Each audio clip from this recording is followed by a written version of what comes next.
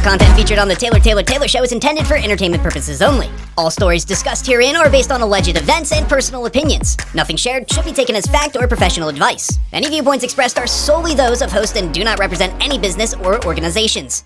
Hello and welcome to the Taylor Show, the show where we typically talk about one thing and one thing only, and that's me. Hi, I'm your host, I'm Taylor Brooke, but today, little gremlins, we have a very special guest. Her name is Erinn Hoel, and she is the owner of Hoelistic Health, and that name is just already iconic. So you're going to grab your iced lattes, maybe light a candle, and we're going to talk about what's really going on in your mind, in your heart, and everywhere else. We have Erinn Hoel here, a certified sex therapist. Welcome to the podcast. I am so excited to be here. I'm so excited. I cannot wait to just jam out on all things sex, and Yes. I'm so pumped. So the reason that I wanted to have you on the podcast specifically is to talk to someone that was not only incredibly educated, as you are, but that is so pro-women, especially in terms of sex, because I feel like a lot of the times there are these double standards. Women don't really enjoy sex sometimes. And I've gotten comments where it's like, Taylor, you talk a lot about sex on your podcast. Why shouldn't I? Why shouldn't I? Why shouldn't we? Exactly. Let's normalize talking about this. Yes. So let's start with, how'd you get into this? That's always my favorite question, because it either makes people really uncomfortable or they're like, oh, this is so intriguing. Because the real answer is trying to understand myself. I love it. I love it. Yes. So It's I am relatable. somebody who spent 15 years having really painful sex, having low desire, and causing all sorts of issues in my relationship. So based on that, I was like, you know what? I need to figure out what's going on here. Yeah. Yep. And so that started my journey, and I went way down the rabbit hole. I'm still down the rabbit hole, I would say. I love it. I love it. But trying to understand what it was that I was missing, because I'm like, it's in all of these movies and all of these songs. So clearly there's something that's not adding up for me. And then I started to have more conversations with more women who were also having painful sex and didn't have the same desire. And were like, this is ruining my relationship. And I'm like, why is this happening to so many of us? Right. So I realized that nobody knows anything about female arousal. And I feel like a little bit of information goes a long way in this, but also just talking about it. That's why I'm so excited to be here, because we don't talk about it because it's uncomfortable. But We don't. when we talk about it, things get a lot easier. It does. I was at a good friend's birthday party not that long ago, and it was a group of girlfriends, and I didn't know the rest of her friends. So it was her, maybe 5 other girls. And they're all very, I wouldn't say prudish, because they're not like that. They're just uncomfortable about talking about men or girls and relationships and things like that. And they looked at me and they were like, so Taylor, you're married, Taylor. What's your craziest sex story? And I was like, I'm scared that you guys are gonna get up at the table and be like, okay, we're done. Whoa. Actually, that's wild. So I feel like you should normalize it. I feel like a lot of people's crazy friend. And I'm like, am I just your crazy friend because I'm talking about things that you literally have never broached? And how sad that it's crazy to even talk about it. Yes. Like that. And I was raised Catholic, so that I have a lot of the shame and guilt around that, But I think it's so fascinating that we are raised that it's shameful and sinful and we don't talk about it. And then suddenly you get married and it's just supposed to be easy. Yeah. Nobody teaches us anything about this, and yet we're just supposed to figure it out. Yeah. And at the end of the day, it's a biological function. If you're having problems with your arm, you go to PT and you talk to your doctor. Yes. But when you're struggling with sex, we're just supposed to figure it out. And that's where we Google, and then we don't get helpful information, and then we're all stuck. And like you said, that Catholic guilt that goes along with it of I went to Catholic schools my whole life, shout out Sister Betty, love you. But I never understood, I understood anatomy, right? But there's only so far you can go with being able to identify the human body where you're am I missing something? I know. Am I going to hell also? If I have sex before marriage? God, I hope not. But you're raised with that belief and you're so terrified in a lot of cases. Yes. And then you factor in, just as women, there's the people-pleasing aspect and even taking time for ourselves or speaking up or prioritizing pleasure. And it's how do you do that? How do you I'll probably rant a lot about the clit today, because the clit is I very love that. overlooked and misunderstood. But it's that in itself we don't even learn about with a net. I'm like, what? Watch What Happens Live, and they have the little word on the screen, and they're take a drink. Every time you hear that word, the word of the night is clit. Yes, we're going to be getting very drunk tonight talking about very clit. drunk, yes. Okay, so I want to go into a little bit of your educational background, because you're a licensed clinical social worker, you are a certified advanced alcohol and drug counselor, and you have a master's in education. I do. So tell me the trajectory of getting all of these degrees, because that's very impressive. Yes. So some overlap, some don't. So I originally wanted to do therapy with this because I was like, I want to talk about it. I want to help people with it. I think just having passing conversations was great, but I'm like, I want to actually be able to help with this. Sure, yeah. So that led me down the road of getting I have 2 masters. So one is for mental health, one is for sex specifically. Oh, yeah. Yes, we love a girl in business. Yes. Love it. And I also am a lifelong student, and part of why I'm still down this rabbit hole because I'm like, I want to learn all the things about the body. And so that's why I got those. The drug and alcohol license came because I worked in community mental health for a few years. And so that was a really big thing. A lot of people were struggling with it. So it doesn't overlap with the sex piece as much for the work that I've done, but it definitely has informed how I view some of this stuff with just like ongoing struggles that a lot of us have when we cope with these things that are causing stress. Yes. Well, you mentioned that the drug and the alcohol thing don't really overlap with sex that much. So I have a question that has to do with that. So this was one that I actually didn't get to send you beforehand because it came in probably about 30 minutes ago. If you're not on Reddit, which is like a weird area of the internet for me to be like, hey guys, go on Reddit. Join me on Reddit. But a lot of the little gremlins on this podcast, you guys love Reddit. So if this is you, here's your question. Is it a red flag that I feel the need to be a little bit inebriated to have the courage to make a move on my partner? Do you get that a lot? I get that a lot. Okay. I get that a lot because one of the main things that people focus in, so I'm having 17 thoughts and I'm going to share them all. No, I love it. Okay. So I think there is a huge overlap because something that a lot of women struggle with is they say, I struggle to be present, I struggle to relax, I feel like I can't get engaged, or I do for a minute and then I lose it. And I'm going to share a really controversial take right now. Love it. That I think why people turn to that is because what happens when there are like desire issues, right? Struggling to get in the mood or stay in the mood is that it's not really a sex problem. Oh. I know. That feels very weird because people are like, it feels like a sex problem, Erinn, when I'm like fighting with my husband and we're like talking about divorce about sex. I'm like, I get it. I hear you. But what happens is that over time, your brain, which is your largest sex organ, when it starts to associate sex with something that is stressful, it kicks on your stress response, which is your fight or flight. Oh my gosh. So it sends us into this survival mode where we're like, this thing is stressful. I'm trying to avoid it. We don't want to do things that stress us out, right? So what happens is that we need a way to shut that down in order to step into and be able to be more present.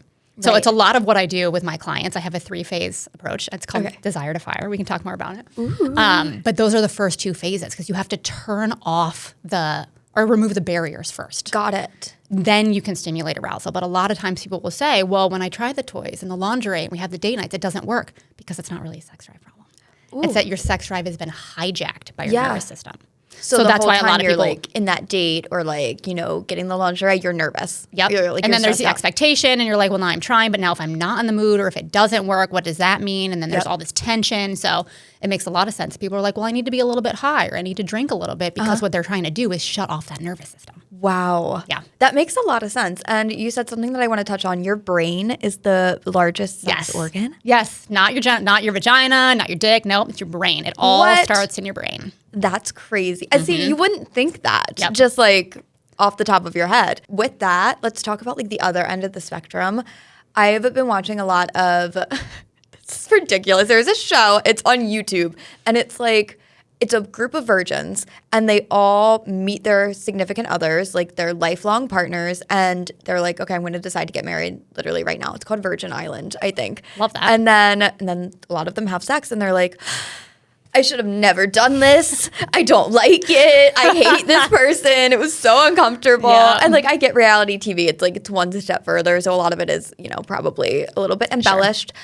But do you get a lot of patients or any patients that come in saying, listen, I'm saving myself for marriage, or I just haven't had sex yet and I'm so fucking scared, or I'm so nervous. Like, what if I do it wrong? Yes. Okay. I actually see a lot on the other end where women are like, I didn't really think much about this and now I'm stuck where I'm not enjoying sex and I don't know how to talk to my partner about that. Because again, I think a lot of women are not taught how to explore that or even how to explore our own bodies. Like masturbation, people are like, clutching our pearls. Like, literally. I would never, right? Yes. And the Catholic guilt is very real with that, right? And so they don't explore it for themselves, but then they get stuck in this pattern of behavior where they fake it and we put on a show because as women, we're taught to like be desirable and that's very important and it's more important than my experience, blah, right? And so they get stuck like I've been going through the motions and I've been lying about this, but now how do I backtrack because I've been lying? And I think that's a big issue in relationships because there's a lot of feelings around sex and you don't ever want to be like, that sucked, you're bad in bed. Right? Yeah. Oh my God, there's literally. a way to talk about it, but it's hard when you have to backtrack then and be like, but this isn't working for me. So how do you encourage people to do that? Like to broach that conversation with their partner? Like, hey, listen, I've been faking it for the past like 6 months, but like you're amazing. I know, right? Because clearly it's not working for you at the same time, right? Yeah. So I like to take the route of talking about yourself, which feels very odd for women because they're like, I feel selfish, like it makes it all about me. But if you go in being like, what you're doing isn't working for me, it automatically puts the other person on the defensive. 1,000%. I agree with that, yeah. Versus like, I have been struggling with this. I'm really having a tough time. I'd like to explore different things. I always say focus on the positive over than the negative. Okay, yeah. Especially with sex, right? Because if you're like, here's what I don't want and don't want and don't want, that's great. Yeah. But what do we do with that then, right? Where do we go? Yeah, what's the next step? Yeah. And that also helps put us in the driver's seat of what do I want to explore, which is tough at first. It can be scary and overwhelming, but nobody's a mind reader, right? Like your partner can't say this is what you want because they don't know what it feels like to you. Exactly. Yeah. Okay, let's get into some more of these questions. What topics related to sex are off limits for a therapist to discuss, if any? I've always wondered what was quote unquote too much. Such a good question. Is there too much? There's no such thing. There's as too nothing much. you haven't heard before. Yes. Okay. And I think it comes from everybody's uncomfortable talking about sex, right? So we're like afraid to make other people uncomfortable and like stress them out. And I like this question because at the same time, sex therapy is an umbrella. Right. Okay. So like if you go on Psychology Today and search sex therapist, you're going to get like 500 hits for people in your area, right? Yeah. And there's a lot of different niches in that. So there's nothing that's too much, but if you want to work on something specific, it's important to look for that going in. Right? Like I work with women with low desire and committed relationships. But if you're struggling with like menopause or pregnancy or struggling to get pregnant, or if you want to work on kink and fantasy exploration or poly and non-monogamous relationships, right? Like everybody has a different niche. Yeah. So nothing is too much, but it can be helpful to look for somebody that's within that niche specifically, just so that you feel more comfortable. Because at the end of the day, the comfort is big. I loved on your website where it's like sex therapist near me in Philadelphia. And you're like, who would have thought we'd be typing this out in 2025? Right? But like, here I am. Hi, I'm Erinn. Putting that on my website. website. I love it. So you also say on your website that you do a lot of telehealth. Like you like to do it via FaceTime or Google Meet or whatever service you're using because people are more comfortable in their house than they are visiting you at a practice. Yes. Was that from experience or just from your own personal, like I would feel comfortable this way? Well, that was a COVID. Oh, it was a COVID discovery. thing. Yes. Okay, interesting. And I think it was a really big benefit because especially for something so niche, a lot of times people are geographically bound. Yeah. They're like, I want it to be within a 15-minute drive. And with something like this, you really do want to find somebody that you vibe with, that feels comfortable. Them, so it's nice that it's opened that up. Yeah. And that we're not so bound by that. Do you get customers? Do you get clients from other portions than just Philadelphia and Pennsylvania? Like, I do, yeah. Okay. And I have a therapy practice, and I also have an online signature program. So I can see therapy clients all over PA, but then I also can see anybody nationwide, worldwide, really, with my program because I wanted to reach more people. Because I'm like, this is an important conversation. So I do intimacy coaching with that, which is so fun. Okay, so this is a great time to plug. I've recently been doing some like SEO analytics on the show, and I found out that the majority of our listenership here comes from Missouri, which interesting. We love that for them, and Wisconsin as of right now. So if you're in Missouri or Wisconsin and you're listening to this, you can meet with Erinn. I know, and I'm a Midwestern. I'm from Iowa originally, so I'd love to from hear Iowa? from my Midwesterners. Yes. Oh my gosh, I love that. I know. What goes on in Iowa? Not a lot. Okay, understood. Not a lot. Not a lot. Have you ever had a client flirt with you? Oh, this is a good question because I don't have very juicy stories for that because I primarily work with women. Okay. And that I do get stop them. I know, right? But I do get the random dick pic to my email, which is always fun because I'm like, what are these men doing? Like, what do you think? Are you fine? I feel like more often, and this is not like in my actual business, but like in the world, I get questions like, does sex therapists sleep with their clients? So instead of flirting, I think people sometimes just think I'm a prostitute. And I'm like, all right, well, close, but that's not quite the work I'm doing. You're like, close, not even a little. Not what I'm doing. So, but I'm like, I find it fascinating that is the world we live in, that just talking about sex, we assume, I'm like, I am not even in the room with you. Like, so why are you sending me this photo? I know. It's very fascinating. That's crazy. So I know in traditional therapy, like if I were to see Helen on the street, Helen's my therapist. If I were to see her on the street, she wouldn't say hi to me because like she's not allowed.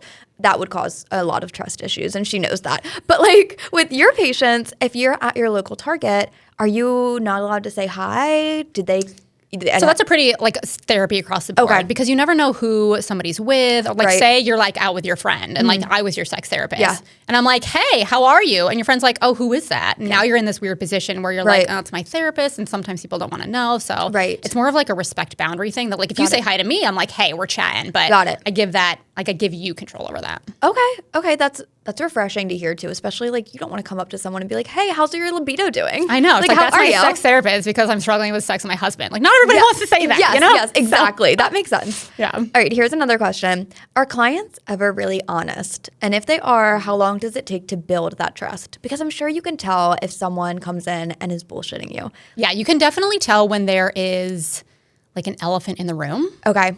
And sometimes drawing that out of the person is challenging because we all have our defenses, right? Totally, and like when I'm ready to talk about this thing is not always when somebody else wants to hear about it, right? Yes. But I think trust goes a long way in this, right? That like when I'm talking with anybody who is considering working with me, I say like always have a phone call, always talk with me first because I want you to know how it feels being in the room with me. Yeah. Right? Because I swear, I make jokes. Like some people like that. Some people are like, I don't like that at all, right? Right. But you want to be comfortable because trust is earned, right? Like, yes, I have a decade of experience and I've been through it myself, but that doesn't mean that I automatically get your trust, right? But I want you to feel comfortable talking to me because if you don't, then what are we doing here? You know, it's not helpful for you. Exactly.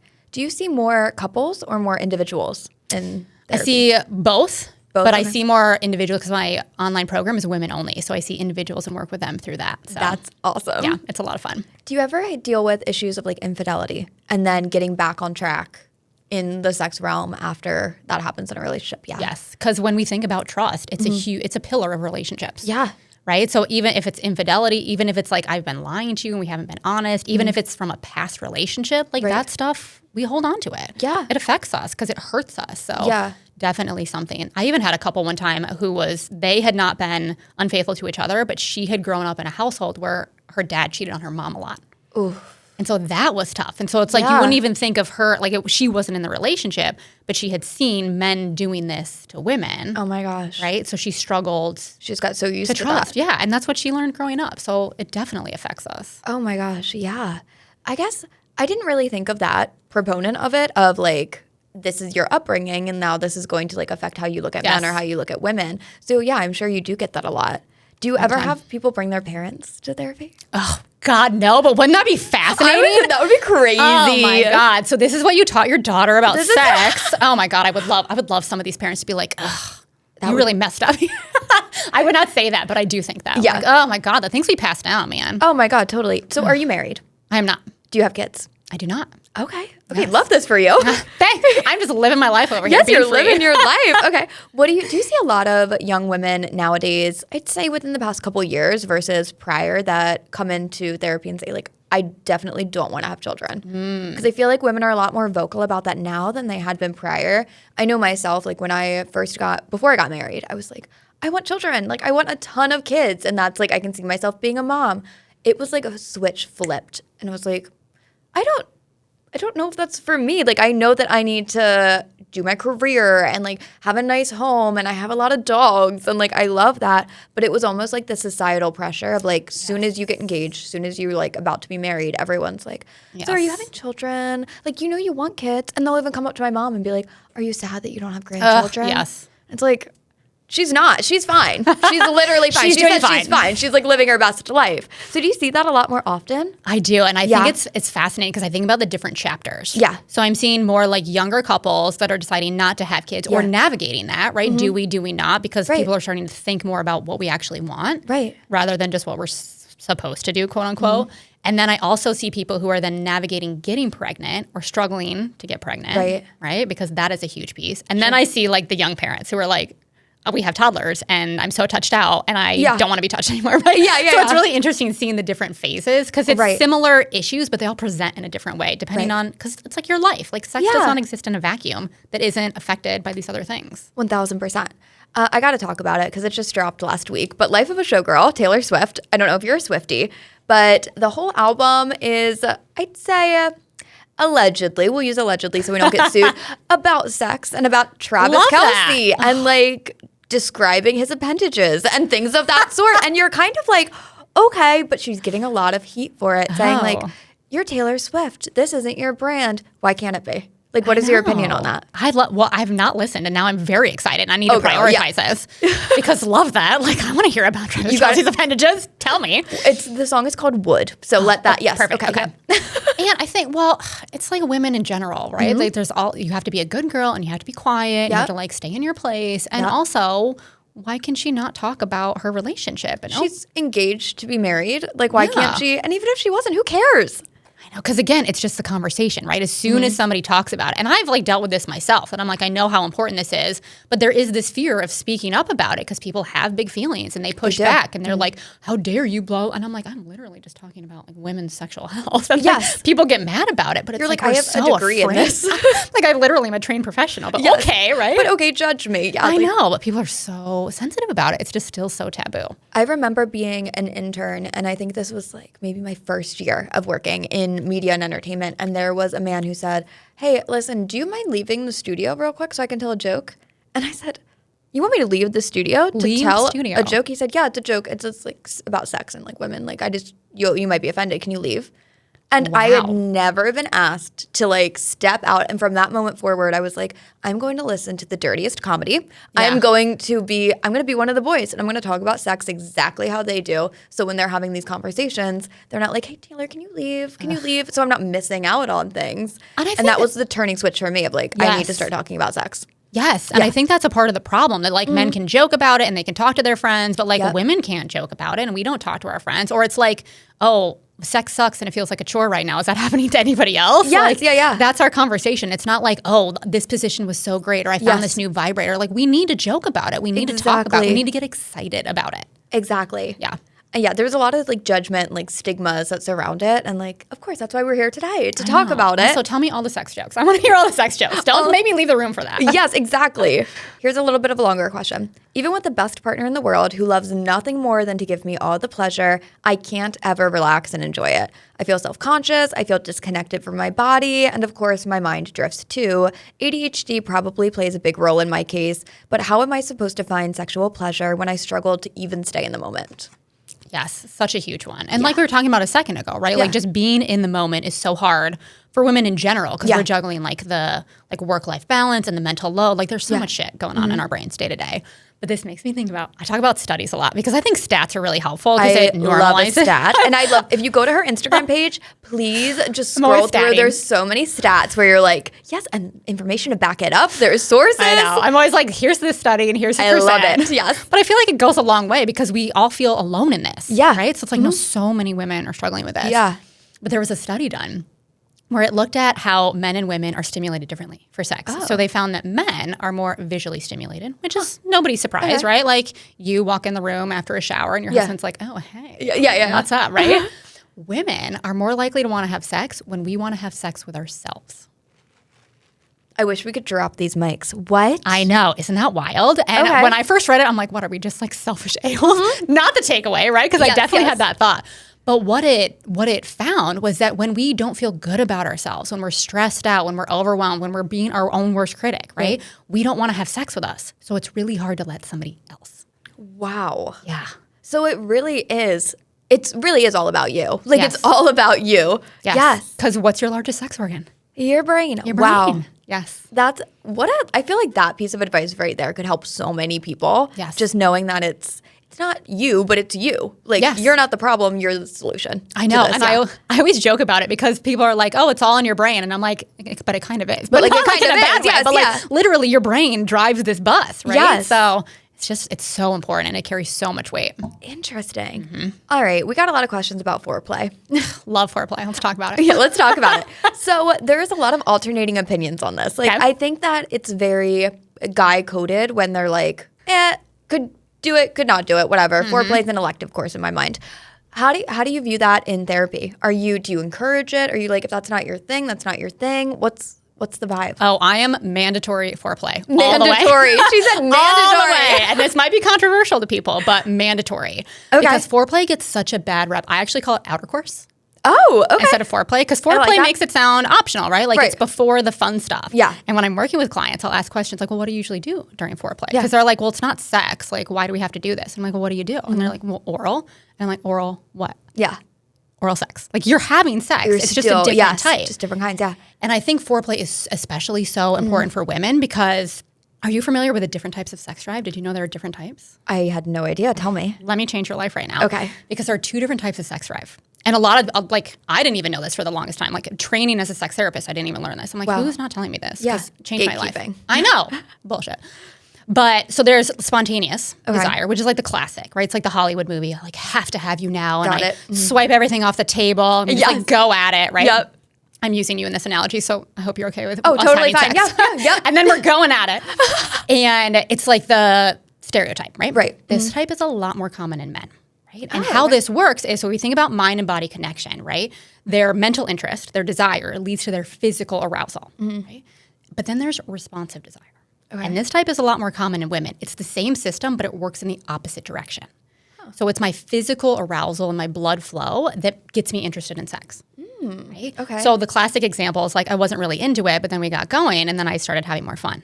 Got it. Because your body needs something sexy and fun to get excited. It needs something to Right. respond to. Okay. And that's why foreplay is so important because for a lot of women, their partners are like, hey, you want to do it? And they're like, well, I'm not really in the mood. Of course you're not in the mood because nothing sexy and fun has happened yet. Interesting. You need that to kick on. Yeah. Right? Okay. And a bunch of physical stuff happens during your body too, that like lubrication happens and vaginal tenting. So like penetration is more enjoyable for you. Sure, But like yeah. there's a lot that enhances the experience. And when we rush through it, Yeah. it's not good. It's painful. It's not really that great. And Yeah. that's how it kind of ends up feeling like a chore because you didn't actually enjoy it. Right. So big fan of outer course for everybody listening. Ooh, I love it. Do more of it. Do more of it. That's your Do more homework. of it. That's your assignment. Okay. So I actually broached this question with some of my friends because I was like, I want to see what you guys think, and then I'm going to compare to what Erinn says. Is sexual incompatibility a valid reason to end a relationship? Ooh, what did your friend say? They all said yes. Oh, okay. They all said yes. And it reminded me of Charlotte from Sex and the City a little bit with her first husband. And you're like, okay, like they never had sex and that like it kind of ended their marriage. And I was thinking like, what if Charlotte had a sex therapist? You know, how would her life be different? Charlotte York, like new and improved. So what do you think? I think this is such a good question because I think the answer is yes and no. Ooh, okay. Okay, Yeah. let's get into it. So I say yes because, I mean, sex is still one of the top 2 reasons people get divorced, right? Because a lot of people show love and affection this way, but also over time, it becomes insidious. Okay. Right? And now we're fighting about all the little things. Now we're assuming the worst in each other. And now we don't even show each other affection because whenever you touch me, I assume you want to have sex and I don't. So now we can't even like cuddle, right? Yeah. So there's all these ripple effects that take a hit to our connection. And over time, you start to feel like roommates. Yeah. Right? Sexual connection is really important for people because it's one of the only things that we do with our partner that we don't do with anybody else. Yeah, I like Right? that. Like yeah. we show our friends affection and we talk to them about our problems. But we don't, well, sometimes. I don't have sex with my friends. Some people do, right? But Right. usually, we're Typically you don't. Exactly. And I want to push back against this like sexual incompatibility piece because Ooh, okay. I think that is a common way that people think about desire discrepancies, right? That they think we're not compatible because we don't have the same drives or we don't like want to have sex the same frequency. And that is really common. It is less common to be in the mood at the same time as your partner than it is to not, right? Really? So not having the same drive is a lot more common. Wow, okay. So I would say in that regard, if we think about like Charlotte with her sex therapist, Yeah. there's a lot of things you can do to stimulate it, right? And work on it and find that middle ground. But it depends on how you show up in that. Interesting. You know? I'm going to talk about it. Okay, Dave Cruz comes on a lot, and we've had this conversation multiple times, probably every time he comes on, and it's about threesomes because he finds himself in these very strange situations where he's like, do they want to get with me? I'm like, I don't know. I wasn't there. I can't tell you if this is a fact or not. But something we're noticing, and as like a little pattern, he says that threesomes used to be primarily man, woman, woman. And now he's seeing the trend, and I'm seeing it with my friends as well, where it's woman, man, man. Oh, Any interesting. insight onto why the switch is kind of flipped a little bit with that? Or So interesting. or maybe we're just talking about it more. Maybe men were embarrassed before to like, I don't know. Maybe I'm going to speculate wildly because I don't have the data to back Yeah. this up, but I'm going to speculate about it. Yeah. I wonder if part of that is because women are stepping into their power and their pleasure more. That's what I think. Right? Because Yeah. like it can be really intimidating if you're not even enjoying sex in general to be like two people Yeah. Oh my God. Like I have to do this. I have to keep two people happy. Of them. But on the flip side, Yeah. if it's two people that are all focused on you, right? Right. Like, and it looks different for everybody, right? Sometimes everybody's having sex with everybody, but I wonder if that's a part of it, that women are starting to speak up more and be like, I'm not going to be so ashamed about this. I hope so, at least. I hope so too. I keep telling Dave, I'm like, you need to go for it, just so you can come back with some data and some research. He's got to do a study for us. He has to do a study in the field. Yes, Yes. But he's very creeped out by the idea of like another man there, and I'm like, that's interesting. Fascinating. Yeah. So maybe he should come see you. Is what I'm thinking. Yeah. Tell him to bring his research. I want to talk about it. Yeah. Yes. Oh my gosh. People have talked about how when a woman loses attraction for a man, he can do things around the house to rebuild that attraction. Are there things a woman can do when a man loses attraction to her?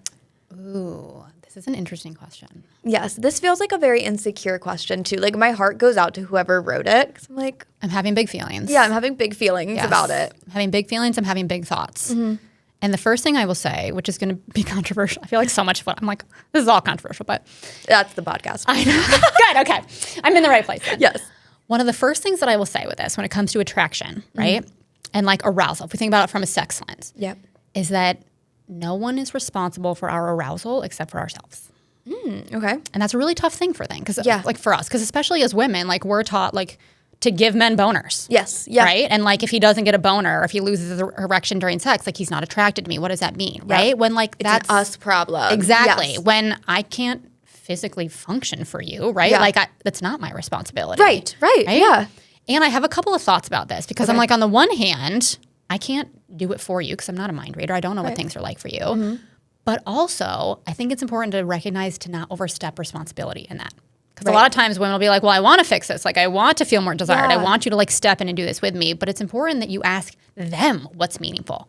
Oh, Right? okay, Like, yeah. what does attract you to me? Like, what do you want to do more of? What would be fun? What would be novel, right? Yeah. Because then you're not responsible, but you're also getting the feedback Yeah. to help you if you're not feeling as connected as you would like to be. I always think about it like a sex pie. I say, like, think about a pie, and there's like 12 different pieces of pie, like 12 different things you could do today. You could like nibble at this piece. You could leave that piece altogether. You could eat the whole pie if you want. Yeah. But I think it's really helpful to think about redefining your expectation because as soon as there is pressure in the bedroom, it ain't fun for anybody. It's over. It's over. It's over. And it just gets worse and worse over time because that association gets stronger and stronger in the brain. Interesting. And then it's just a nightmare to fix. For some of my younger listeners, maybe they haven't had sex yet and they're putting so much pressure on themselves of, I'm graduating high school, I'm going to college, I have to do this, or Yes. I'm in college. Holy crap, if I want to find a husband or a wife or a partner or a significant other one day, I'm going to have to learn how to do this thing called sex. And losing your virginity is terrifying. Yes. So what advice would you give? Oh my gosh, that is such a good question because I think, well, and it's like the Hollywood idea too that like it's prom night and Yes. we're in the hotel room Oh, and it's there's rose beautiful. petals Yeah. and like, I don't know about you, but I've never met a single person whose first time was great. Me Men neither. or women, none of Me them. Everybody's neither. like, it was fucking awkward and I didn't know what was happening. It was 12 seconds long. Yeah, literally, yep. It was 12 and a half seconds and he had a great time. Yep. And like that, like like teenage girls probably know about responsive desire and like the 30-minute rule for arousal, like, you know, right? Yeah. So what was your question? What advice would I give? Well, yeah, what advice would you give? Like just just to complaining. take away that like little bit of pressure, not even little bit, that big bit of pressure that, you know, society puts on you, maybe your partner is putting on you, man or woman. Yes. Well, that makes me think about how it doesn't have to be great and that's okay. Okay. And also That's comforting to hear, I think. I think sometimes like I don't want to scare people, right? And be like, well, it's gonna suck. Oh my God. Right. But I also think it's helpful to be like, it's okay if it's awkward. Yeah. You're doing this for the first time. Nobody is the expert at anything the first time they do anything. 1000%. Right? You don't know what you like. You don't know what this is going to be like. You don't even know what to expect. Yeah. So it's okay to be awkward. It's okay to ask questions. It's okay to slow down. Yeah. I think the comfort and the trust goes a long way in that. I think so too. So often we just go through the motions. Like, I think this is what we're supposed to do. And now with like so much porn, like we see that and we're like, that's what I'm supposed to be doing. Yeah. Like, You're like, how do I move like that? oh my actually? God, right? Like this angle I'm does not that work. flexible.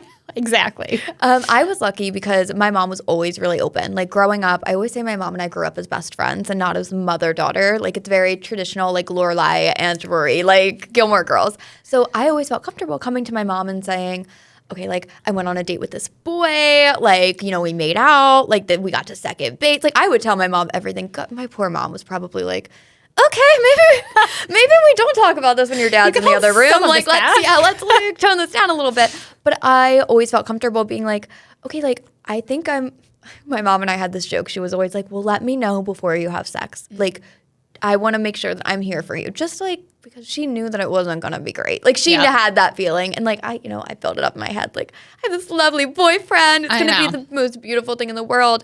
But a lot of people don't have that. Yeah. They don't have that person or that like resource to talk to. Would you recommend them seeing someone like you or an online forum or making a new friend? Like, what do you encourage for people that just want to have these conversations but don't have anyone to have them with? Yes, I think that's such a good question. And I'm so glad for you that you had that, because I think that's definitely the exception. Like, usually it's like I have questions and don't know who to go to. Yes. And that's why we go to Google. Yep. Because also I love Google. I go to Google every day for everything, right? Like, yeah. I'm ChatGPTing everything these days. I know. I'm just like, I literally just go to ChatGPT and I'm like, here's the ingredients in my fridge. What can I make for dinner? I always do that. Yeah, I do that too. I take pictures and I'm like, analyze everything I have here and give me a recipe. Yep. Exactly. Like, we use it for so many things, right? But unfortunately, that online world, it doesn't understand the nuances of this, right? Yeah. So I think having conversations, even if you start with friends. Yeah. Okay. Right? Because that's usually, especially like as teens when we're first getting in, our friends are the most important people to us. Yeah, that's true.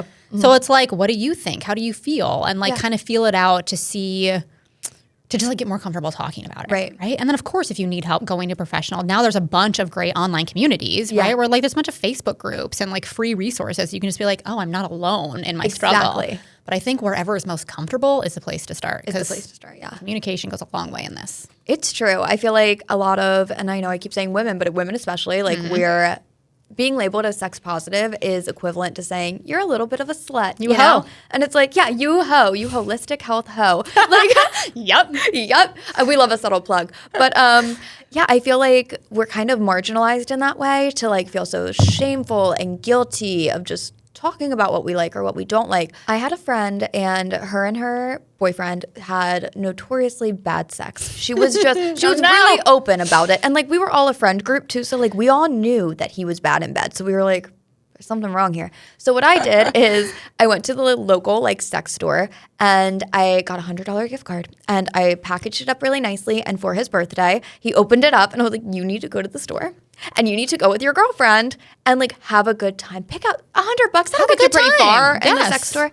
She said it was the most uncomfortable experience of her whole life. Like, he didn't want to be there. It was weird. He probably didn't love it that I gave him the gift card in front of everyone. I was like, happy birthday! As you're opening up all of your gifts in front of all of us. Yep, you're like, go fuck your girlfriend the right way. Like, he was not into it. And it was just like uncomfortable. Eventually, like, they ended up breaking up. I don't know what the core reason was, but what's a good way to approach that with a partner, guy or girl? Like, you want to go into a sex store. Maybe you want to just, you want to go to South Street and go to Condom Kingdom. You want to just like have a moment and like make it fun and spacey, but you don't want your partner to feel uncomfortable. Yes. So like, how do you approach that? And that's a big one because toys bring up many mixed feelings. Because it's really common that women will need toys, vibrators, right, to orgasm, and then men feel like they didn't do a good enough job, like they're not enough. There's so many emotions with it. I hate when men are like, I don't like a vibrator. Like, okay. Well, we get it. We get it. We get it. And I'm not going to say that I judge people when they say that, but I'm going to say I judge people when they say that. Yes. Because I'm going to shout out the clit right now because it tells me that these men don't understand female sexual arousal. Right? Because our clit is our largest pleasure organ. We actually have very few nerve-sensitive endings in our vagina that the majority are coming from the clit. Yeah. And almost 95% of our orgasms are clitoral orgasms. So it's really rare that people orgasm from penetration alone. Like, and I can't tell you how many times people have come to me and they're like, but I want that. And I'm like, okay, I hear that. Yeah. But is it because you actually want that or because that's how you think sex should work? Yeah. Right? That like the clit is your powerhouse. Dude. Yeah. Like that is where it's at. It has over twice as many nerve endings as the head of a penis. Like it's wow. so sense. Yes. I didn't know that. Okay. And it's a whole internal structure. People don't realize that like it literally affects your arousal and what happens and lubrication. So it's like it is a big part of this. Yeah. And so I'm going to share an analogy. Speaking of our research is that I was reading a book one time by Lori Mintz. It's called Becoming Clitorate. I love the name. Highly recommend. Okay. So good. And she was talking about how women orgasming from penetration alone is like men orgasming from ball stimulation. Wow. Like you're in the right neighborhood. Sure. Yeah. You might feel nice. Probably not going to get you there. Probably not. But if we knew that, we wouldn't have to have such big feelings about it. Right. Right? Yeah. This is just how women are built. It is biology. Right. So it doesn't mean anything about you or your dick or your performance that she needs a vibrator, right? They're called Exactly. toys for a reason. They can be fun and bring Yes. it in, but no, a lot of people don't know that. And so they have a lot of feelings around it. Yeah, like uncomfortability. Yes. Our producer is probably really uncomfortable right now. Do you have a girlfriend, Gabe? Okay. She's going to have a great night tonight, hope you're learning is what a lot I'm thinking. He's like, babe, guess what I learned today? You're never going to guess. The time that it takes for our systems to trigger sex hormones for men and women is different. Oh. So men need about 5 minutes of like Naturally. Yep. As you would guess, they need about 5 minutes of like non-sexual touch or connection, right? Yeah. To like trigger this. Guess what it is for women? Ooh, 50 minutes. 15 hours. 15 hours. Yes. So that's not to say like you have to have 15 hours straight of Yeah. foreplay, right? But that's to say that it takes time to build this up in your Yeah. system because you need to feel emotional safety. Wow. Right? And that's just like from a biological perspective. Like, yes, sometimes people have one night stands, but like from Sure. our system and how it works, 15 hours. 15 So it takes time. hours. So Yeah. totally normal. 15 hours versus 5 minutes is going to be it? my new favorite stat, just to throw out anywhere I go. I love Yep. that. Is it normal to have dream sex with someone that is not your partner? Ooh, yes. Okay, tell me. Why does that happen to people? Yes, it's really common because when we think, well, and I'm going to plug fantasy here. Okay. Because I think people have a lot of feelings around fantasy too, right? Like I have this fantasy, but I don't really want to enact it in real life. So Okay. what does that mean, right? And I think fantasy is often a mix between like what is a little bit familiar so that your brain can quite literally paint this picture. So it's Yeah. usually somebody you know or somebody that's Yeah. in your life, but then a little bit outside the comfort zone. So it's a little bit naughty, it's a little bit novel, it's a Interesting, little yeah. bit fun, right? And it's just fantasy. Right. And it's totally normal because you think about daydreaming. We daydream all the time. Right. Right? So this is no different. It's just a way to use your imagination. So it doesn't mean that you don't love the person you're with. Okay, interesting. Yeah, there was a big discourse on Reddit about this. Yes. Like some people are like, you obviously don't love your partner. And I'm like, that's an interesting perspective. Like, Yeah. okay. And I think there's a lot of feelings around it too. Like if I'm having this fantasy, it must mean I want to do this thing. oh my God. Right? Right. Which is not the case for honestly a lot of fantasies, Yeah. right? Like a really common one for women is like a threesome with two men, right? Or like gangbang because they're like all the Yeah. attention's on me. And I can Yup. just like think, do a lot of women want to be gangbanged in real life? No. Like that No, sounds not like a really. fucking nightmare. Like I don't really want that. Yes. Right? So we fantasize about things all the time that we don't actually want to do, right? Like I fantasize about climbing Mount Everest all the time. Do I actually want to do that? And like spend 6 Yeah. months living in a tent? No. Yeah. But do I fantasize about it because I think it'd be cool? Yeah, it's fun. It's imagination. Okay. Imagination. I say like that SpongeBob meme. Yeah. Imagination. Exactly. Yes. When we date, most people have a type, right? Like I've found that in my experience, every man I've ever dated never dates another girl that looks like me ever or ever has, right? It's just Interesting, never. okay. It's just very strange. My husband, the exception. He loved Britney Spears and Jessica Simpson growing up. So I was like, okay, we're going to be fine. This is perfect. But I noticed that it does cause a lot of anxiety in girls or guys sometimes if, one girl is dating a certain type of man and then they realize that their partner is watching porn and it is no one that looks even remotely like them. And then they have a little bit of a meltdown, guy or girl, and they're like, wait, do you love me? Because you're only watching this hot, tall, black woman and like, that doesn't look like me at all. Like, Yes. Okay. Yes. Well, it goes back to the fantasy thing, right? That like just because yeah. they're watching that doesn't mean that is really what they want. I mean, sometimes, Sure, right? That like yeah. there are problems in relationships and they manifest in different ways. But it makes me think about like, anime. Yes. Do people want to have sex with cartoons in real life? Probably like no. And that's Wait, is there anime porn? Oh yeah, a lot. No. If you want to go down a rabbit hole, check that out. Anime porn. Yes. So it's animated. It's not people dressed in anime. It's No, it's like the actual cartoons, actual cartoons having sex. What? and they're like aliens and octopuses, and it's wild. It's a Wow. whole nother world. Okay, so now I'm gonna ask you a personal question. You go on a date. You're on a date with someone, and they're like, "Okay, listen, I just gotta tell you, I'm really into anime porn." What do you say? That is a great. What date is this? We'll say Is this third. date number one? This Okay. is third date. Oh my! Well, first off, I'm like, why are you telling me this on this date? I think I would ask, and then I would be like, okay, what do you want me to do with that information? He's like, I just gotta like let you know. Do you want me now, to like just, dress up like that? Like, what are we talking about here? like Naruto or like some shit? That's so funny. I know, like I don't want to judge, but also like, what's my role in this? yeah. What's my role? Why am I here again? Why am I here? Which fictional couple do you think needs the most therapy? Ooh, fictional Yep. couple. So like what TV shows do you watch? We can start there. Like what is your guilty pleasures? I know. I feel like my main shows that I go to are like Schitt's Creek and Parks and Rec, like the Office, like the funny ones. Okay, yeah. But I feel like they don't usually like Schitt's Creek. They have good relationships. So Sure. I'm trying to think. I feel like there's some good ones on The Office, but we're I like know. problematic. Like, Maybe Andy and Angela. oh my gosh. Literally. Or Not a real relationship. Kelly and Ryan is what Kelly I and think Ryan. of Kelly and right Ryan, off the bat. yes. Yeah. Hands down. Yep. The worst. They are the worst. I mean, I love them both separately, but like Them together is just a shit show. It's too much. Have Yeah. you ever had to interject with one of your friends and say, listen, I don't think this is the right person for you? Ooh, I've wanted to. You've wanted to, but you've never done it. I've never done it. Ooh, I've done it. It's awful. See, well, and I've always been worried that I would do that.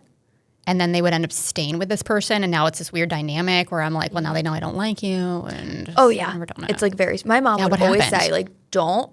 It's not your business because they're gonna get back together." And exactly then you're like the person. breakup. You're like Yep. they sucked, and then the next day they're back together, and then they're back Yeah. together, and then we're like, Damn "Oh it. shit!" No, so like I didn't talk to one of my friends for a long time because of that. But like, if you're gonna marry someone and you're like, "Hey, T, I want to marry this person," and then you know that it's just not the vibe, and it just puts a strain on the relationship. But like.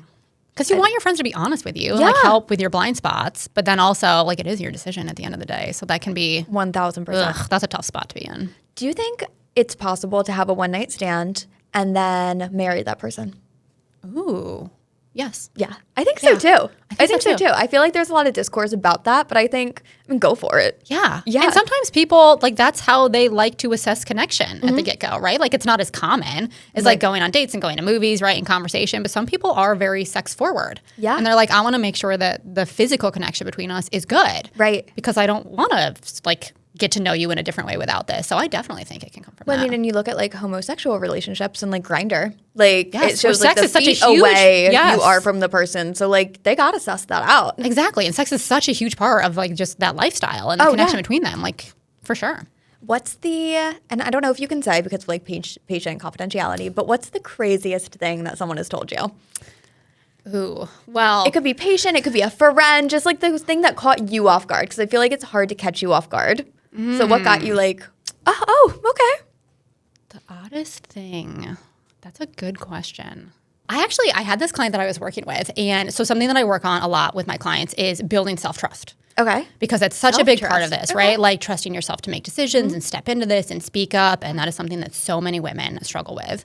And so I was working with this woman and she was struggling with her sex drive with her husband. And she like really struggled feeling authentic, like speaking up for herself. And through our work together, she actually realized she had feelings for a woman.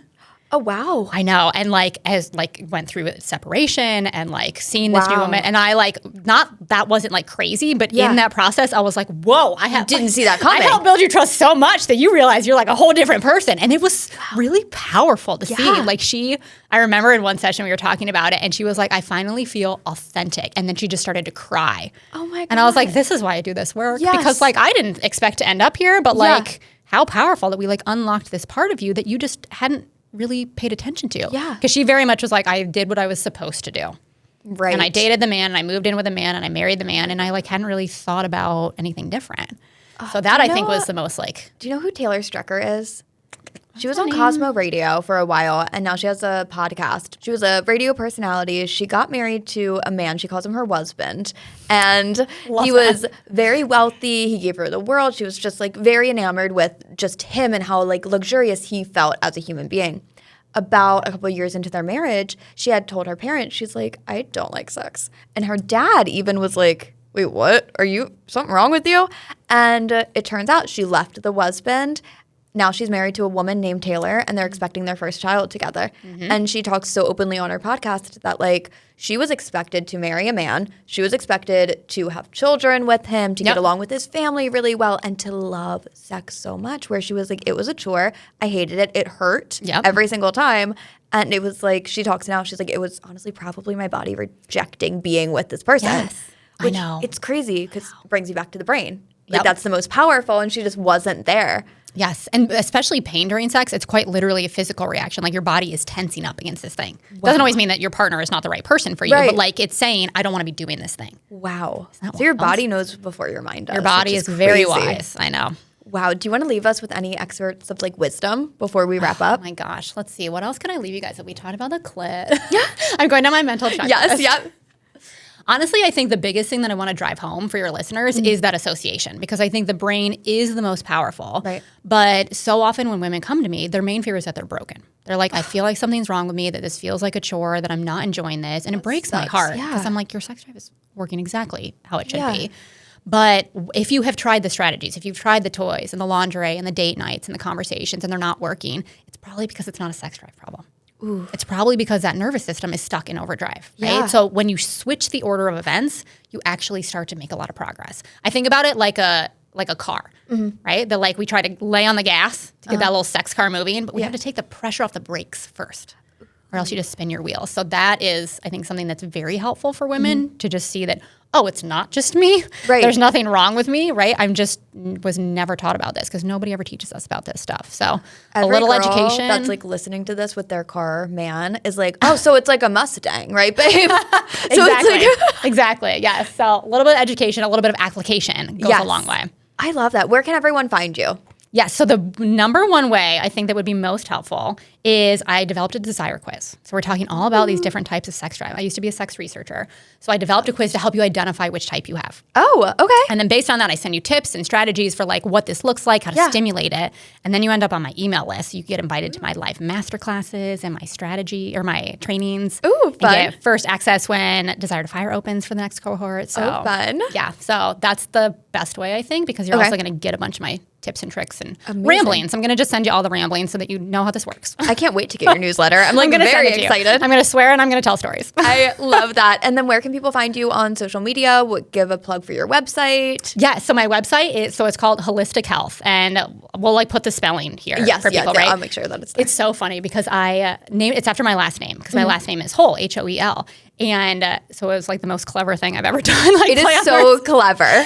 And I didn't realize that it works on multiple levels because I was seeing a client we had been seeing each other for like 6 months. We were like at the end, she was like on her way out. She was like, by the way, I think your business name is so clever, like Ho. And I was like, oh, I didn't think about it like that. So whatever helps you remember. So it's also Holistic Health. I thought it was so funny. I'm like, thank you for telling me. So no, I've been calling it that. That's how I first associated it. Yeah. I was like, oh, Holistic Health. Love that. Exactly. For all the hoes out there. Funny. Yes. Thank you so much for coming on the podcast. Thank you for having me. I love this. It's so fun. Yes, we're going to have to do it again. See you next week, gremlins. Bye.